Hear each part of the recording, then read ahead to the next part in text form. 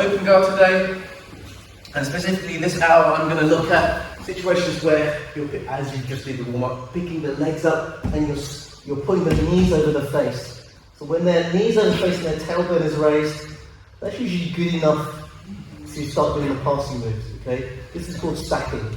So anytime you can get your opponent hips off the ground and their knees over their face, we refer to it as stacking. So you often, if you're competing, you'll hear one of the coaches say, stack them, or watch out for the stack. So that's the thing to look for. But we have to get too technical about it, because one of the problems that are running over. One of the problems with stacking is that as you go over, he'll just roll over, and then he'll start scrambling and then sliding you into position here. Another problem is that as you're here, as I go around, he just brings his feet back to face me, and then suddenly I still have the problem of the legs in front of me. And so part of the job of stacking is that when you raise, you keep them there. That's problem number one. And the second problem is that as I go around to try and get to dominant top pin pressure, that he doesn't escape. All right. So a simple way to learn this is we're going to bring it in here like this. We're going to convert from the hands there to this, and then push here. Now to stop him falling down, I'm going to use my knee here, so he doesn't plop down again. And then as I go down, I'm going to use my chest, so he doesn't plop down again. All right. Now to stop him rolling over, I now need to prevent these hips from moving, so we're going to go around here. Right, actually put just one is enough. I'm going to put this here. And then we're going to just walk around using my chest to roll him there, put my head around here, and then my head. Yes. So you can start on your knees, you start standing up. We're going to pick up and convert that to a V, like this, like that. Here, convert that to a V. Push over, use your knee to block, and then your chest. And then we're going to use one hand, because this will be the hand I go around now. Here, one here. That's all it's enough. So try and put your bum flat on the ground again.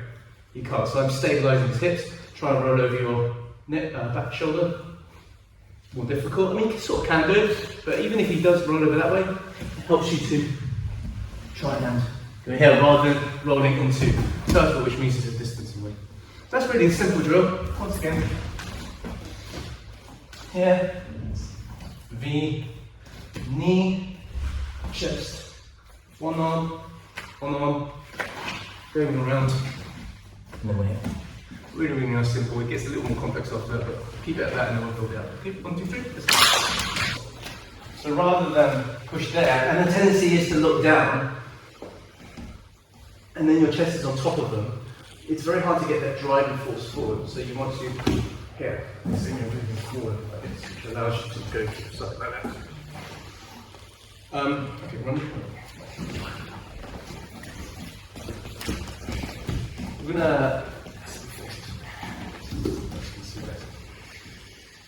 We're going to be in a situation now where we are going to clamp our hands together, or we're going to at least control the legs a bit better. Because the problem with this one is they can wiggle their feet around and you can lose that a little bit.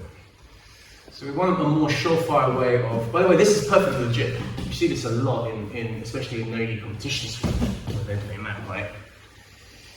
But in case you get a wiggler, and it just makes it awkward, right? You want a means of securing the legs in a better place, and this is where the proper double unders comes in. It's much more a wrestling technique, but using MMA and in Brazilian Jiu-Jitsu we should use it as well. So in this scenario, I'll just start from here, but I'll go through the beginnings part as well. As we're lifting up and using our chest here, we're now going to bring our both hands underneath, and we're going to secure them here like this. This is one option. I prefer to use what we call the gable grip. Okay, there's a downside to using this, so I'll show the alternative. But I'll just get there first. Yeah. I like this because it really secures the hips in place. The slight downside is that he can push my elbows up to the sky and they start loosening up like this, which means he can wriggle his legs free. So what some people prefer to do is just cup around here. Like a cup around the top of the thigh. And so if you push my elbows up, it's almost impossible, right? So again, same thing, keep my chest vertical, so I'm pushing on the tailbone, so he's really up like this, okay? So So again, I like to do this, and if they push my elbows, it doesn't really bother me because by then I've done this. Now, as you can see, his hips are isolated. He can't roll backwards, he can't roll downwards, he can't roll side. Even if he wiggles his legs, it's ineffective. What we're going to do is a slow measured progress to the side. So pick a side, and sometimes you want to pick your leg up, that's perfectly fine. Or sometimes you stay on your knees. But we're just going to direct his hips over here. This is the moment where they start escaping. So I'm going to keep control of the hip. I'm going to put my chest on there. That's the hard bit. Because if you just go, oh, drop down, and I'm going to, oh, no, I didn't get my chest on there. You have to be in control every step of the way. Here, chest, control, direct, here, and look at my knees, they're off the ground now. And I'm sliding over here. So you see how I got my chest on his chest, using pressure all the way. Rather than just going, oh, job done, oh, there's a gap, and then he starts free. Let's go this way. Let's see what I'm doing. So we're starting here, chest, link hands or cup around here. We're going to see how I drive my knees off the ground. We go round and I'm here, and then we can start pinning from top. One more thing to mention.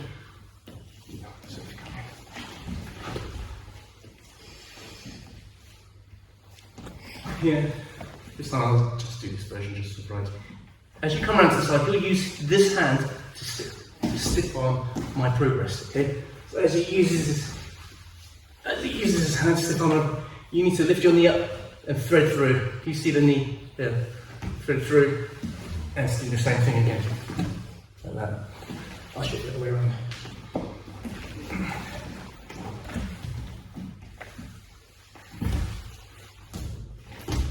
See how it's on? I can't go that way. You could choose to go the other way, but we'll just do the same on the other side. We're going to put our legs through. See, I'm sitting on it on now. Press. And you're actually even in a better position. Start doing things like this. Simple enough? Yeah? Give it a go. 1, 2, 3.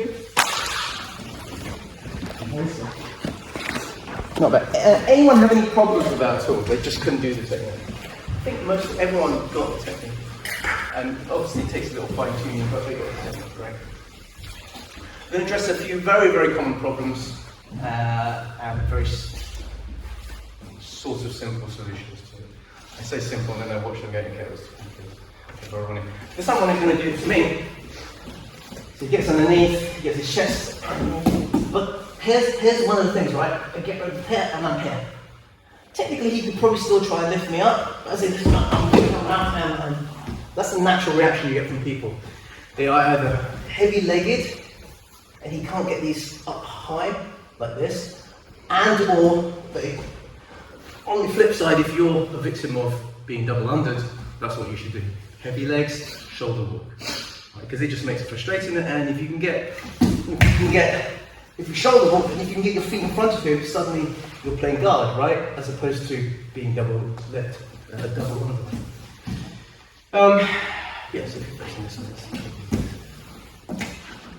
So in this scenario where he's got heavy legs, and I can't do that bit, a simple solution to that is to, just do that, and I've got it on one shoulder.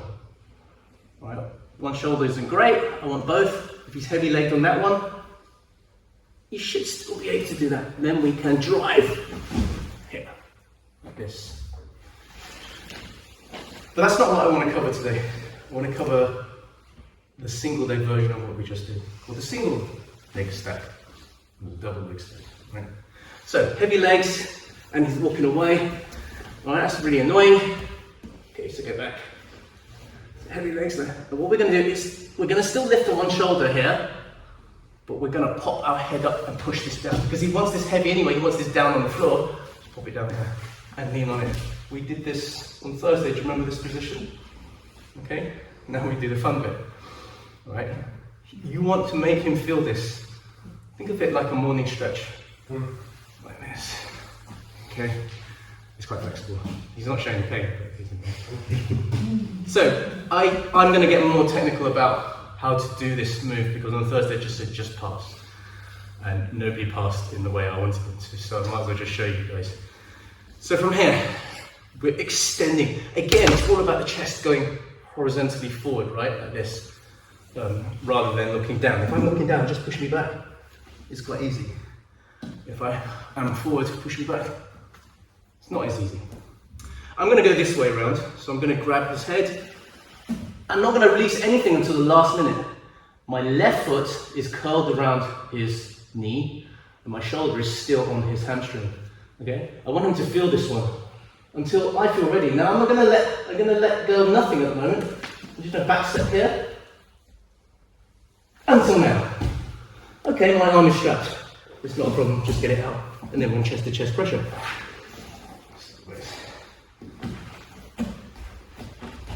So he's heavy-legged. I can't do it. I'm going to crank through the sort of steering wheel crank, one shoulder, exchange, one hand, press this down. I'm going to put my shin across.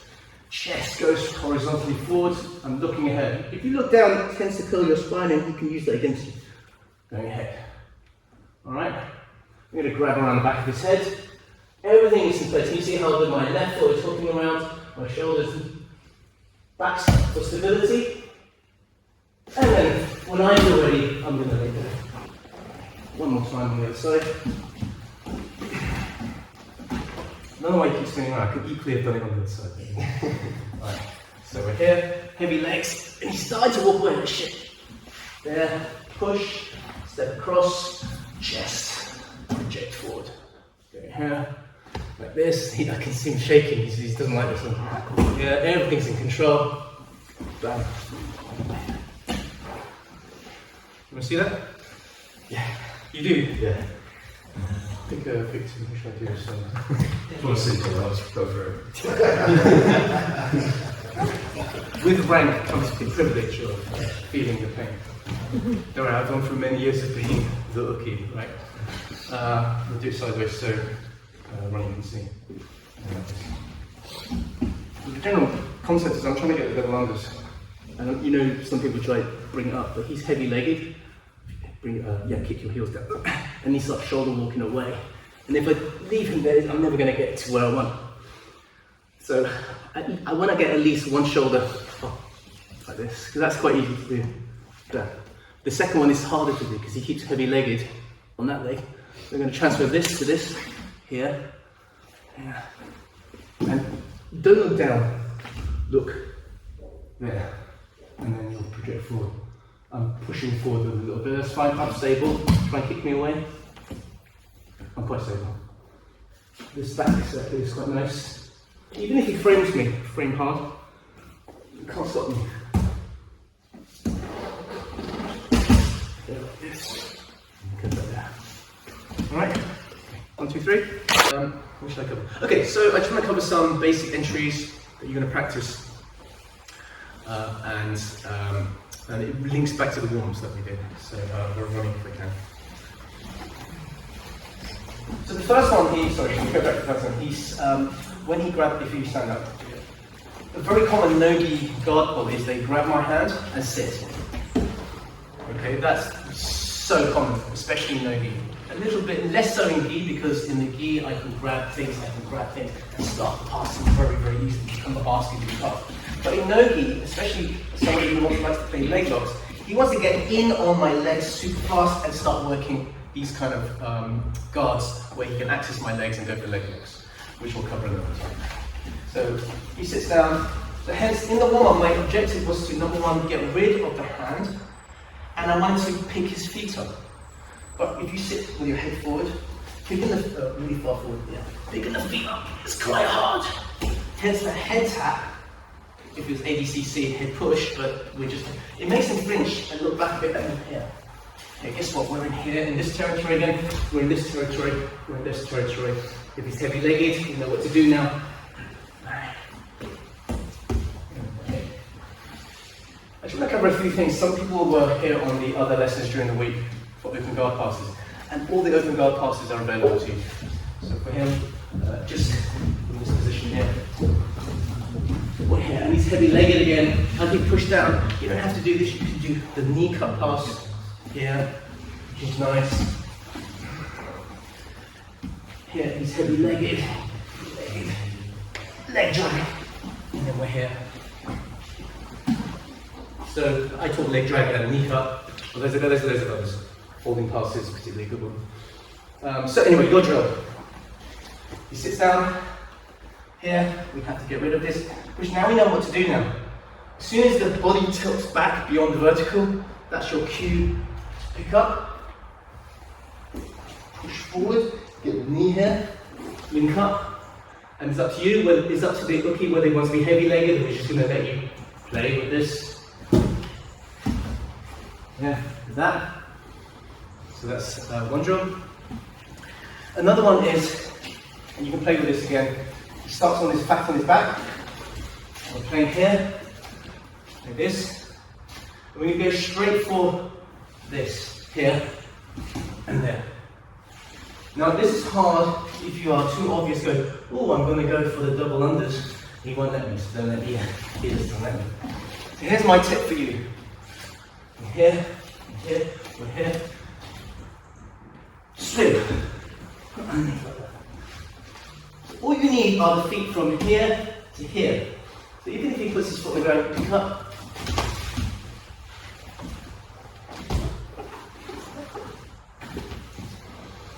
So 2 drills to play with. The guard pull, touch the head, lift up, and swing through. Just play with your own time, then we'll do some sparring. Okay? 1, 2, 3, let's go.